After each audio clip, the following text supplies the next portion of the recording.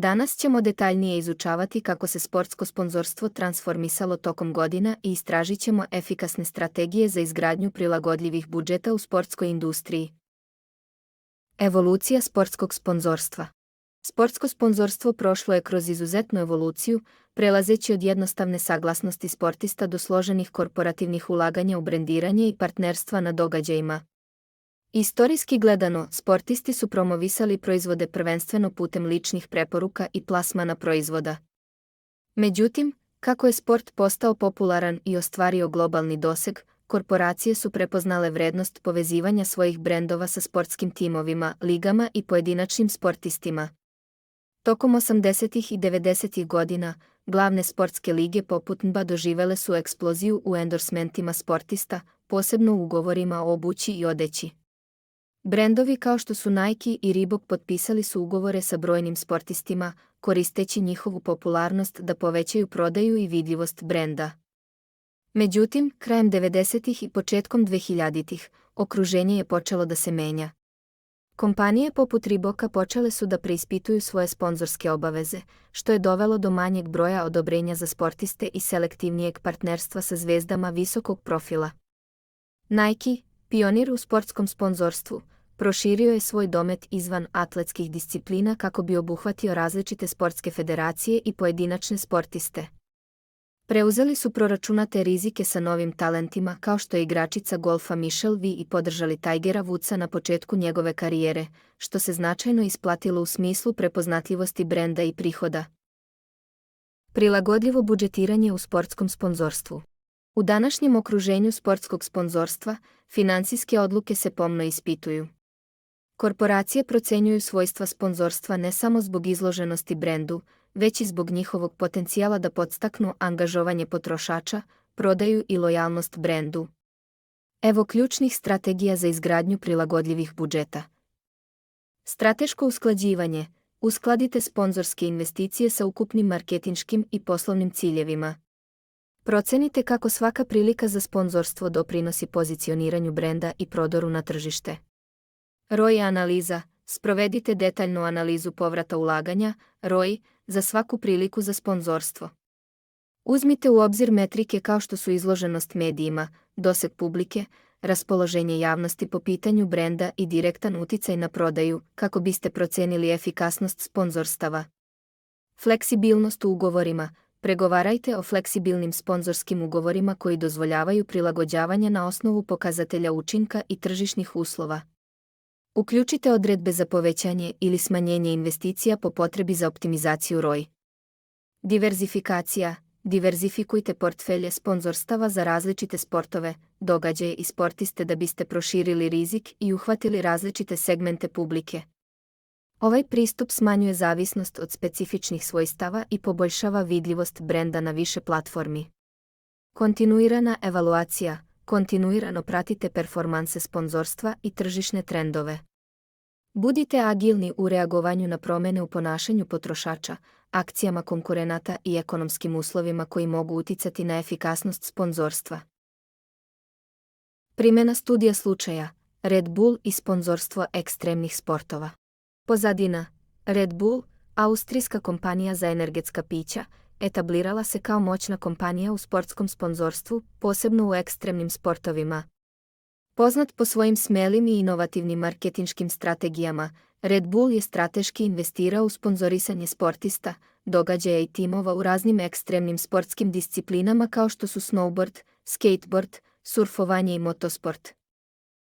Strategija sponzorstva. Strateško usklađivanje. Red Bull svoja sponzorska ulaganja usklađuje sa imidžom brenda kao smelog i avanturističkog energetskog pića. Povezujući se sa ekstremnim sportovima, Red Bull jača pozicioniranje svog brenda i povezuje se sa mladom, avanturističkom populacijom. Inovativni događaji. Umjesto tradicionalnih sponzorstava, Red Bull često kreira sopstvene brendirane događaje kao što su Red Bull Rampage, brdski biciklizam, Red Bull Crushed Ice, ledeni kros nizbrdo i Red Bull Air Race, akrobatsko letenje. Ovi događaji ne samo da prikazuju ekstremne sportove, već i istaknuto predstavljaju brendiranje Red Bulla, stvarajući impresivna iskustva brenda za gledaoce širom sveta. Marketing sadržaja. Red Bull je poznat po svojoj strategiji kreiranja sadržaja.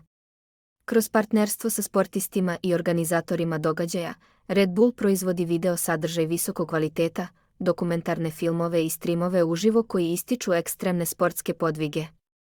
Ovaj sadržaj ne samo da zabavlja, već i pojačava povezanost Red Bulla sa aktivnostima koje podižu adrenalin. Globalni domet. Red Bull koristi svoju globalnu mrežu da sponzoriše sportiste i događaje na svetskom nivou. Podržavajući sportiste iz različitih zemalja i kultura, Red Bull osigurava da njegov brend ima globalni odjek, dok prilagođava svoje strategije sponzorstva preferencijama i propisima lokalnog tržišta. Prilagodljive strategije budžetiranja. Fleksibilnost u ugovorima o sponzorstvu. Red Bullovi sponzorski ugovori često uključuju klauzule o fleksibilnosti koje dozvoljavaju prilagođavanje na osnovu pokazatelja učinka i angažovanja publike. Oni kontinuirano procenjuju uticaj sponzorstava i prilagođavaju ulaganja kako bi maksimizirali povraćaj ulaganja. Diverzifikacija u sportovima. Red Bull diverzifikuje svoj portfolio sponzora u širokom spektru ekstremnih sportova. Ova diversifikacija ublažava rizike povezane sa promenama u popularnosti sporta ili performansama sportista, obezbeđujući doslednu vidljivost i angažovanost brenda. Kontinuirane inovacije. Red Bull ostaje na čelu inovacija u sportskom sponzorstvu stvarajući nove događaje i iskustva koje očaravaju publiku. Ovaj inovativni pristup ne samo da privlači nove fanove, već i održava povezanost sa postojećim. Naučene lekcije. Slučaj Red Bulla pokazuje kako efikasno upravljanje sponzorstvom i prilagodljive strategije budžetiranja mogu povećati prisustvo brenda u sportu. Usklađivanjem sponzorskih ulaganja sa vrednostima brenda, inovacijama u kreiranju događaja i održavanjem fleksibilnosti u budžetiranju, Red Bull je uspešno zauzeo svoje mesto u sponzorstvu ekstremnih sportova. Uronimo dublje u sportsko sponzorstvo kroz sledeće zadatke. Zadaci. Strateško poravnanje. Razgovarajte o tome zašto Red Bull svoje sponzorska ulaganja usklađuje sa ekstremnim sportovima. Koje su prednosti usklađivanja sponzorstava sa identitetom brenda i ciljanom demografijom? Identifikujte druge brendove koji bi mogli imati koristi od sličnog pristupa strateškog usklađivanja u različitim sportovima ili industrijama. Inovativno kreiranje događaja. Istražite jedan od brendiranih događaja Red Bulla. Razgovarajte o tome kako ovi događaji doprinose vidljivosti brenda Red Bulla i angažovanju kupaca u poređenju sa tradicionalnim sponzorstvima. Razmislite o idejama za novi brendirani sportski događaj koji bi mogao da poboljša prisustvo drugog brenda na tržištu. Tačke diskusije. Kako brendovi mogu da zadrže autentičnost kada usklađuju sponzorstva sa određenim sportovima ili aktivnostima? Kako sadržajni marketing doprinosi lojalnosti brendu i poverenju potrošača u sportsko sponzorstvo? Drugi deo finansijske veštine. Dobrodošli u drugi deo našeg modula o ulozi finansijskih veština u sportskim organizacijama. Istražit ćemo kako rukovodioci u sportskim organizacijama koriste finansijske veštine da bi osigurali budući uspeh i upravljali složenom sportskom industrijom koja se brzo razvija.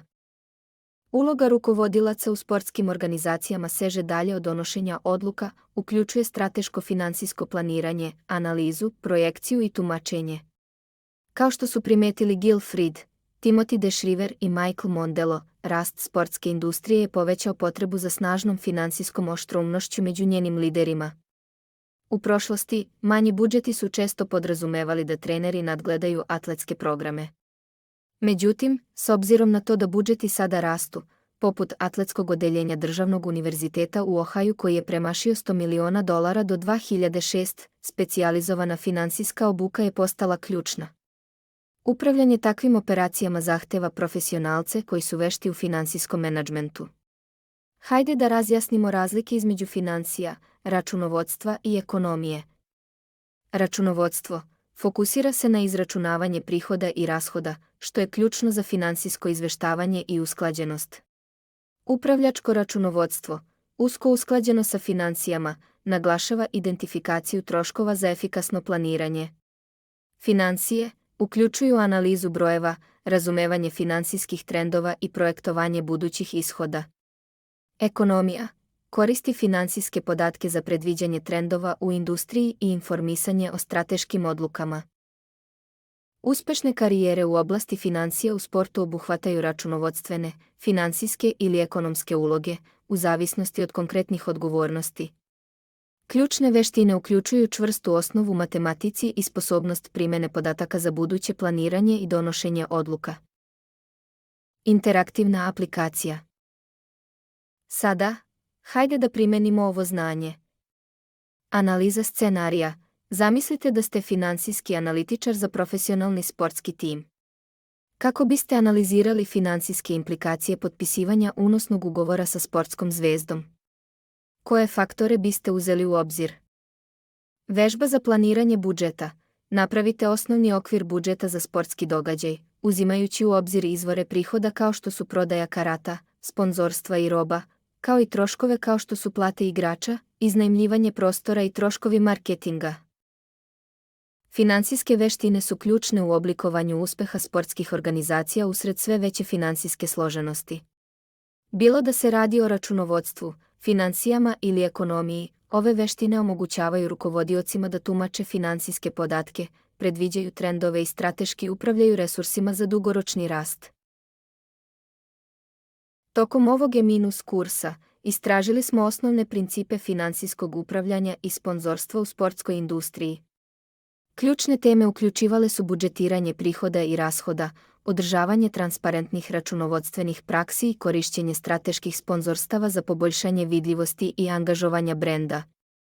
Studija slučaja Red Bulla predstavlja primer inovativnih pristupa kao što su kreiranje brendiranih događaja i globalni marketing sadržaja za povezivanje sa publikom.